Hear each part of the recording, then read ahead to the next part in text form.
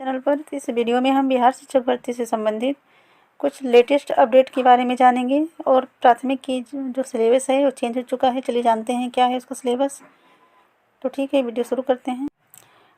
तो ये है जो नई नोटिस जारी हुई है, नोटिस कल जारी हुई है, देख लीजिए। प्राथमिक शिक्षक भर्ती के लिए तो जो आपका आवेदन है आज से शुरू है, 16/11/2023 से आवेदन, भुगतान, रजिस्ट्रेशन और निबंधन भुगतान एवं ऑनलाइन आवेदन करने की जो अंतिम डेट है वो है 25/11/2023। तो चलिए देखते हैं इसका सिलेबस क्या है। और इधर योग्यता दी गई है, देखिए। तो हम चलिए सिलेबस देखते हैं क्या है। देखिए सिलेबस ये है।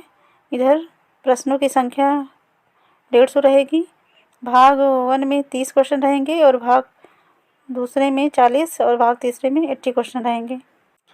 अभी जो सिलेबस टाइम रहेगा जो 2.5 घंटे का, ये सिलेबस थोड़ा सा अटपटा लग रहा है क्योंकि पिछली बार जो प्राथमिक की भर्ती थी, चलिए लैंग्वेज वाली क्वेश्चन को अलग मानते हैं, वो अलग से क्वेश्चन था। चलिए भाग में लैंग्वेज वाला अलग हो गया, लेकिन ये जो दो भाग किए हैं इस थोड़ा समझ में कम आ रहा है क्योंकि जो प्राथमिक भर्ती होती है वो किसी स्पेशल सब्जेक्ट के लिए भर्ती नहीं होती है, वो सबके लिए कॉमन रहता है।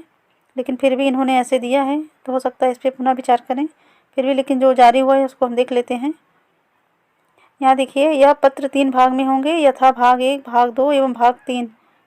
भाग 1 में भाषा अर्हता के लिए अंग्रेजी एवं हिंदी, यानी अंग्रेजी जो है कंपलसरी रहेगा, हिंदी, उर्दू, बांग्ला में से किसी एक भाषा का चुनाव कर सकते हैं।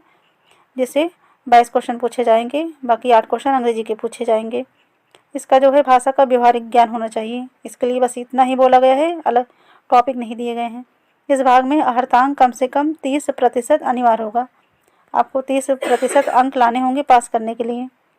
भाग 2 है सामान्य अध्ययन के लिए प्राथमिक गणित, मानसिक क्षमता परीक्षण, सामान्य जागरूकता, सामान्य विज्ञान, सामाजिक विज्ञान, भारतीय राष्ट्रीय आंदोलन, भूगोल और पर्यावरण शामिल है। अब यहाँ देखिए भाग 3 में हिंदी भाषा, उर्दू भाषा, बांग्ला भाषा, तीनों में से किसी एक भाषा का चुनाव करना होगा। अब भाग 3 में दिया गया है।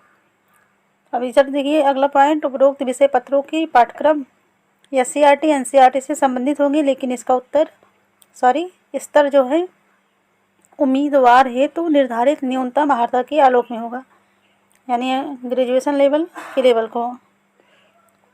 सामान्य अध्ययन पत्र के पाठ्यक्रम SCERT से संबंधित होंगे, लेकिन इसका स्तर उम्मीदवार हेतु निर्धारित न्यूनतम अर्हता के आलोक में होगा। इसके बाद यहाँ दिया गया है लिखित परीक्षा वस्तुनिष्ठ एवं बहुविकल्पी MCQ आधारित होगा। इसके बाद है गलत उत्तर के लिए ऋणात्मक यानी नेगेटिव मार्किंग नहीं होगी। अब यहाँ मुझे तीसरे भाग में नहीं समझ में आ रहा है, क्या सभी लोग केवल भाषाओं का ही सिलेक्शन करेंगे? जैसे कि भाग ये तो कंपलसरी हो गया, केवल क्वालिफाइंग है। भाग 2 जो है सामान्य अध्ययन, जो सारे चाहे जो अदर एग्ज़ाम हो रहे हैं 6 to 8, 9 to 10 और 11 to 12 के लिए, उसमें भी 40 नंबर का GS क्वेश्चन पूछा जाएगा। पिछली बार प्राइमरी में 120 क्वेश्चन GS से आए थे और जो लैंग्वेज का था क्वालिफाइंग मार्क्स था अलग से, वो अलग से पेपर था। बाकी 120 क्वेश्चन GS के थे।